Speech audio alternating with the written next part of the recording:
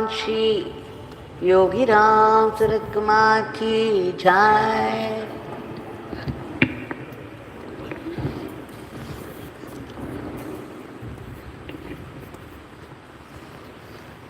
योगी राम सूरत कुमार, योगी राम सूरत कुमार, योगी राम सूरत कुमार, जय गुरु राया। योगी राम सूरत कुमार, योगी राम सूरत कुमार, योगी राम सूरत कुमार, जय गुरु राया।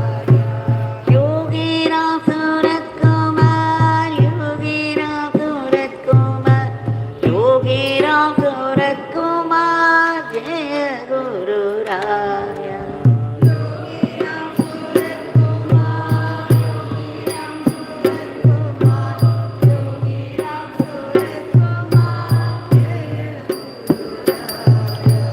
Yogi Ram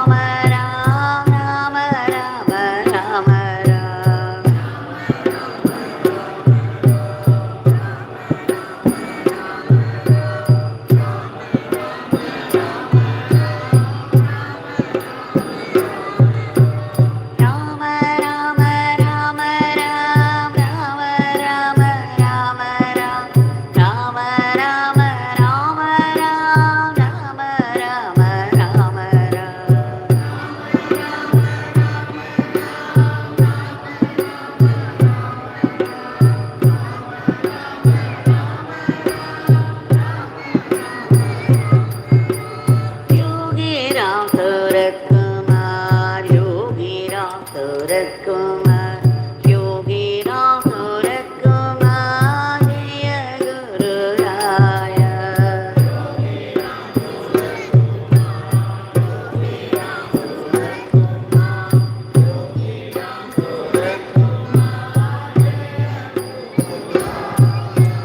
Yogi Ram Suratkumar, Yogi Ram Suratkumar, Yogi Ram Suratkumar, Jaya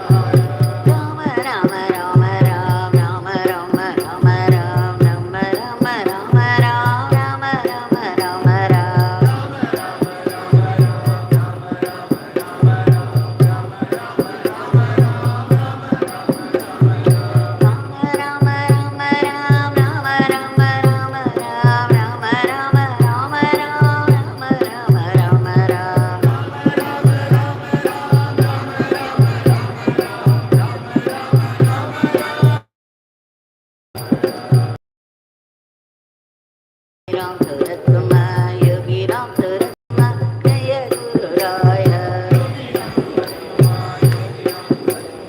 Yogi Ram Surat Kumar, Jaya Guru Raya. Yogi Ram Surat Kumar, Yogi Ram Surat Kumar, Yogi Ram Surat Kumar, Jaya Guru Raya.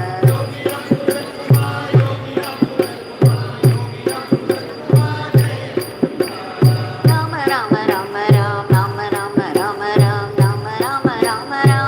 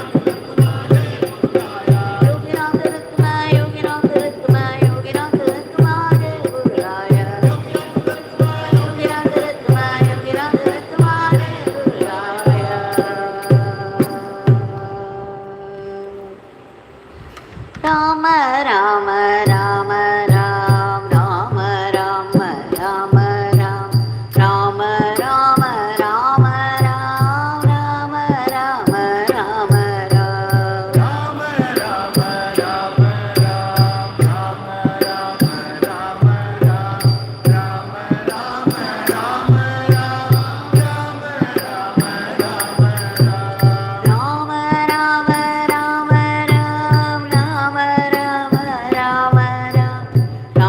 Rama Rama Rama Ram Rama Rama Rama Ram Rama Rama Rama Ram Rama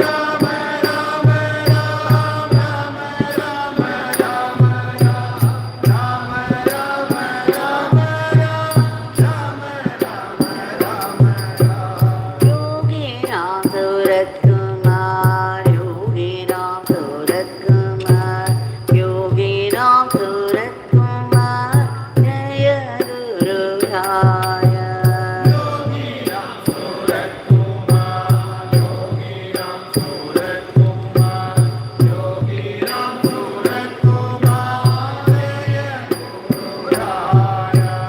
Yogi Ram Surat Kumar Yogi Ram Surat Kumar Yogi Ram Surat Kumar Jaya Guru Raya Rama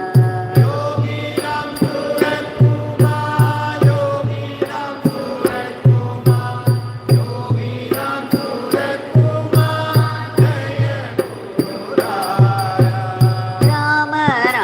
Rama Ram Rama Rama Rama Ram Rama Rama Rama Ram Rama Rama Rama Ram Rama Rama Rama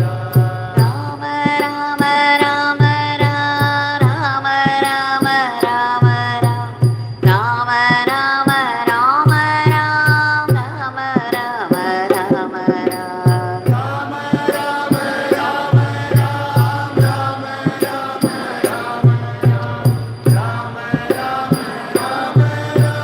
Rama Rama Rama Ram Yogi Ram Surat Kumar Yogi Ram Surat Kumar Yogi Ram Surat Kumar Jaya Guru Raya Yogi Ram Surat Kumar Yogi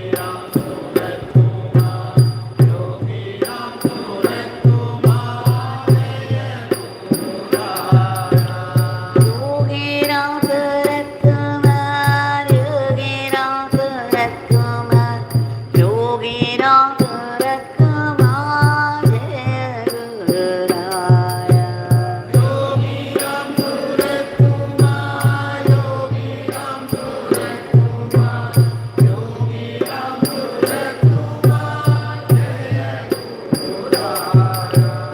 Rama Rama Rama Ram Rama Rama Rama Ram Rama Rama Rama Ram Rama Rama Rama Ram Rama Rama Rama Ram Rama Rama Rama Ram Rama Rama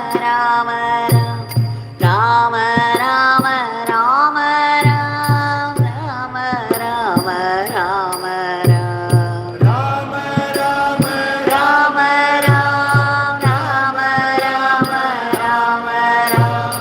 Rama Ram Rama Rama Rama Ram Rama Rama Rama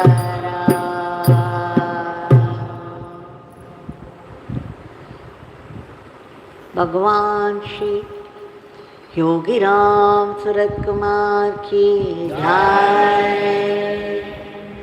सर्वं Yogi Ram Surat कुमारार्पणमस्तु।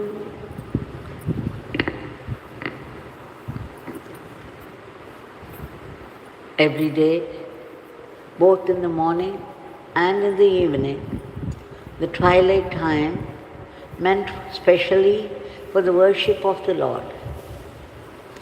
We have been enabled by our Bhagwan to promptly be present here in his powerful shrine and to sing his powerful name as Sankirtan. And every day, twice a day, during this evening twilight and morning twilight, we all have our dip, a hearty dip in the Namaganga, and benefit greatly by this. Only Bhagavan has to do, make us continue this chanting and his seva the rest of the time of the day also. We owe it to him for all this grace he has showered upon us. In gratitude, we have offered the Nama lotuses at the lotus feet of Bhagavan. We have been going through some of his teachings, first on himself, where of course I had not repeated some of the most familiar sayings of Bhagavan which I had heard several times before. Now we have come to the topic on sadhana. We shall see in his own words.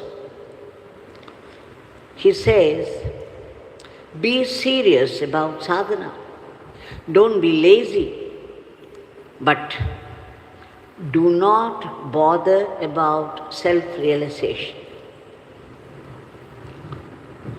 I remember him asking me once, if you are serious about God, why would you accept the existence of anything else? Which means we have to be that serious, if we are serious at all about God, so that we see only God in everything and in everyone and nothing else. He says, don't be lazy. Generally, people say that the laziness and sleep, they are the two enemies to sadhana. Those who are easily given to postponement of things. Procrastination, as they call it, keeping postponed everything because of sheer laziness. And again, sleep. Many people, in the name of meditation, how they sleep through it, we all know. We may have our own experiences of it. So, these are the two enemies. For someone who is serious about sadhana, and so we should be careful. And the other fall, the downfall is if you are too much worried about our self-realization. We do only a little sadhana and then we think a mountain of it and then we begin to expect self-realization, visions and whatnot. And then we say, oh, we have been chanting and nothing happens at all. Bhagavan says, just as you do every other karma without expecting any karma phala, the effect of karma, without getting attached to the effect of the karma, even while doing sadhana, don't get attached to the fruit of your sadhana. For that is in entirety in the hands of the divine. Otherwise, we may do very little sadhana and expect so much out of it, we feel put off more often than not. And that would put a setback on our sadhana. Even the very first time I met him, his advice was to me this. He said, don't ask this beggar for anything, even for self-realization. Your job is only to continue to do sadhana, the rest will be seen by the divine. So we have to remember all this, bring it to our mind again and again, and make an impression, a deep impression, so that we will be able to follow that. So let us reduce our sleep as much as possible, as much as it is healthy, and the laziness. And the next one that he says is that one is the Nama chanting, continuous, ceaseless Nama chanting, a very serious sadhana. The other is seva. And what is seva? Our devotion to Bhagavan should become harmony and love with people around. And this harmony and love which should turn into seva. And what kind of seva? Bhagavan says, only when you serve without any selfishness, it becomes real service. People serve to get name, fame, and power. They want to benefit somehow from their service. They are only serving themselves. It's only when you serve without a trace of expectation of anything in return, your service will be service to God. So we should remember, all the sevaks should remember this, that we should do the seva without any selfish motive. Often the human mind is such that if I do something to them, to somebody, we expect that they remember it and they return in kind when we need it. In fact, if you give some money to a beggar on the street, next day when you come across him, you expect him to salute you in recognition of what you did yesterday. And so it is with every other person as well. So he says we have to do service without any selfishness, meaning selfish motive. Then only it becomes real service. And he says people serve to get name, fame, and power. This often happens with social service. There are social service movements or private agencies. But what happens when you don't connect it with God, when you don't do it in the spirit of service to God? Service to people is service to God. If you don't do it in this spirit, soon we develop ego over what we have done. Oh, I did this, I did that. And then we go about our blah blah to many people, and that would be the ruin. That would undermine our spiritual strength, and we soon fall into the pit of ego. So Bhagavan says, you do it in the spirit of service to God. So even if you give a cup of water to someone who is thirsty, do it with a smile and think that you are doing it to Bhagavan in them. Even when we drink a cup of water, when we are thirsty, if we can offer even this water to our Bhagavan inside us, it would go straight to Bhagavan. So what matters is the spirit in which we do it. We do any action. So he says, we should not do it for fame or name or power, and we should do it without any expectation. If we do it with the expectation, we are serving ourselves and not others. So let us remember, we have to do our seva so that it becomes a seva lotus fit to be offered at the feet of Bhagavan, and that in the spirit of service to Bhagavan. It doesn't matter who we serve, and it doesn't matter that we serve. Often we should remember the spirit of seva as this. It is God in us, from God in us to God in the others, for the reasons of God, and it is by Himself.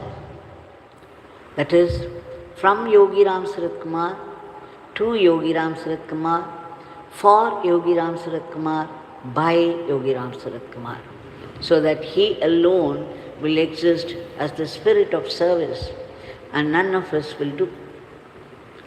We shall now offer our today's prayer at the lotus feet of Bhagavan. Bhagavan, we beg you again and again for your immediate divine intervention to bring forth a dharmic normalcy to today's world of violence. There is so much violence all around. It is sickening to hear about such incidents. But then, what is behind it all? It is our own asuric thoughts, our evil thoughts, our evil vasanas.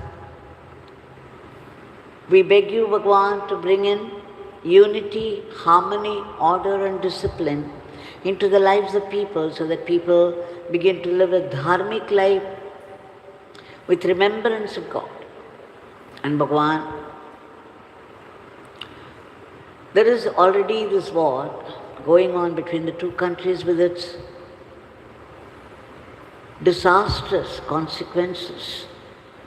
And the war has its own justification.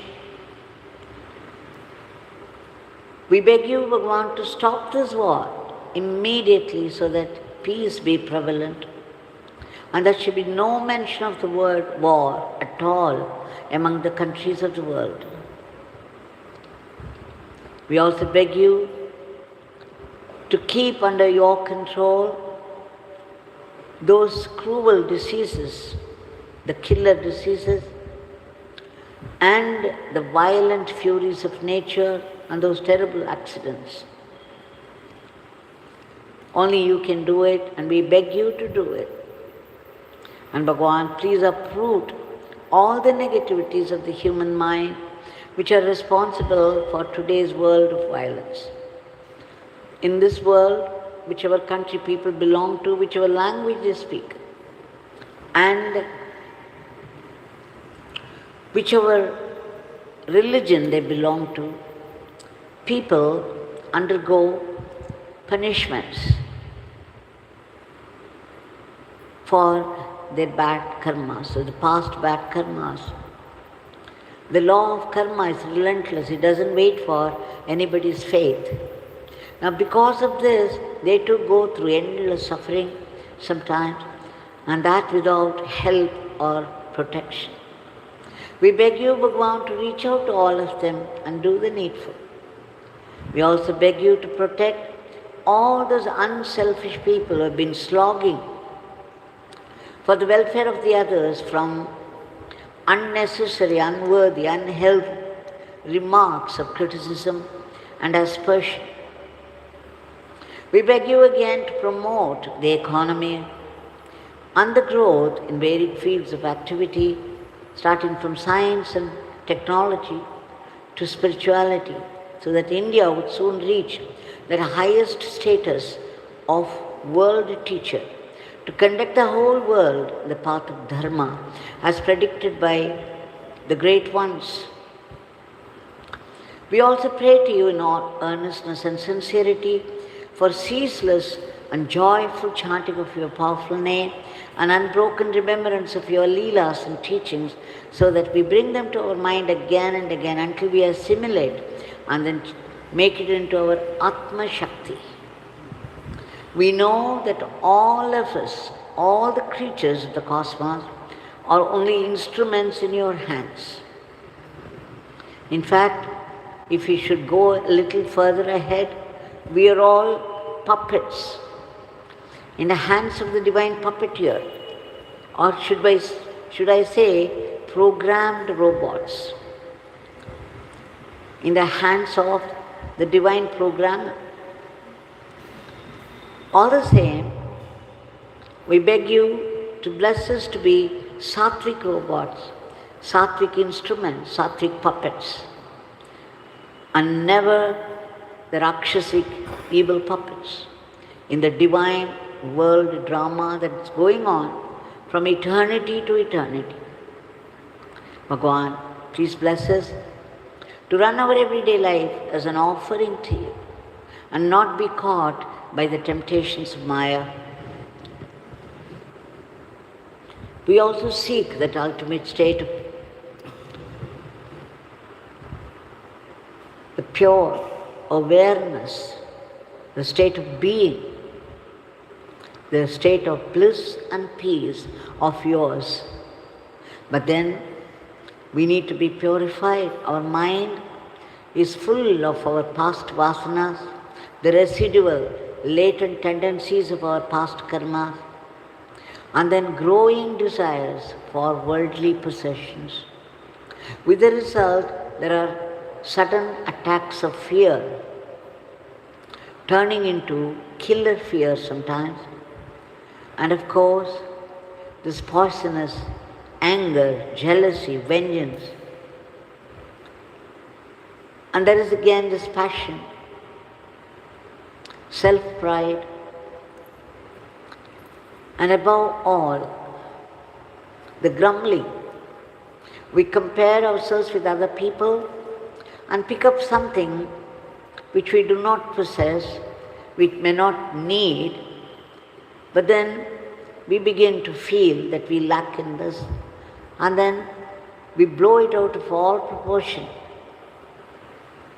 And finally, under its burden, we yield to tension and depression. And then the medicine becomes our food, lifelong. But then the saving grace is what Bhagavan said, the divine name, the name of the divine, your favorite divinity, which is a very powerful weapon against our past bad karmas, against our vasanas. So all that we have to do is take refuge in His powerful name and keep on chanting, chanting, chanting as much as we can. We beg you, Bhagavan, to bless us for our early purification. Wherever we live in this world, whatever work falls into our hand as duty, we know it's all your work. And we must do it in the spirit of service to you, and that joyfully, without any complaint, without any unhealthy competition or jealousy, so that every seva will become our Atma Shakti.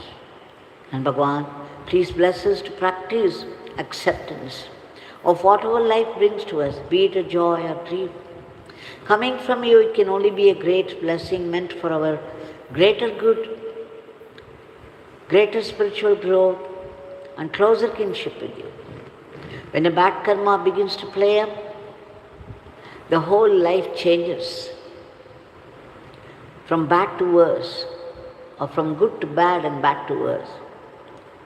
Everything begins to misfire, and we resent God and His grace, feeling terribly let down by Him.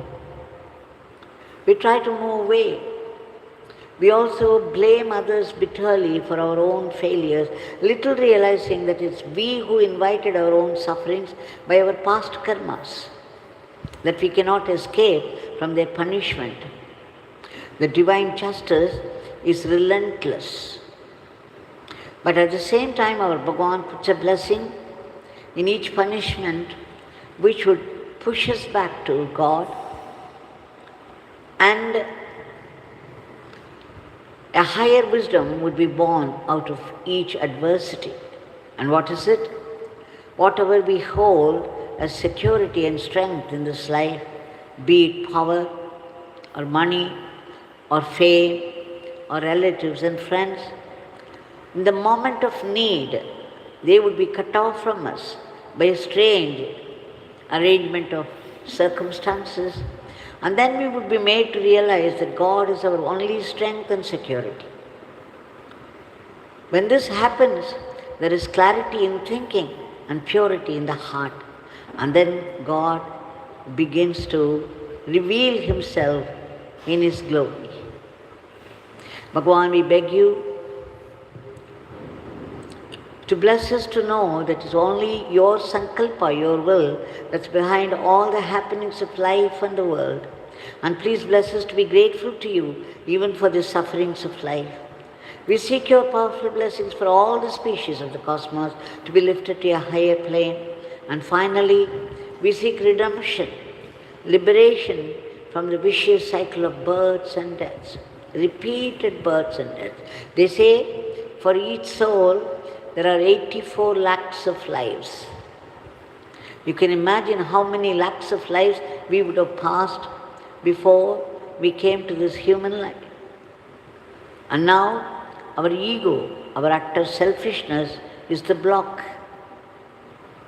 We beg you, Bhagavan, to uproot this aham and promote atma bhavam in us so that we be blessed with that immortal life, that eternal living in merger with you, or eternal servitude to you, that eternal supreme Brahman. Jai Yogi Ram Siddharth Kumar.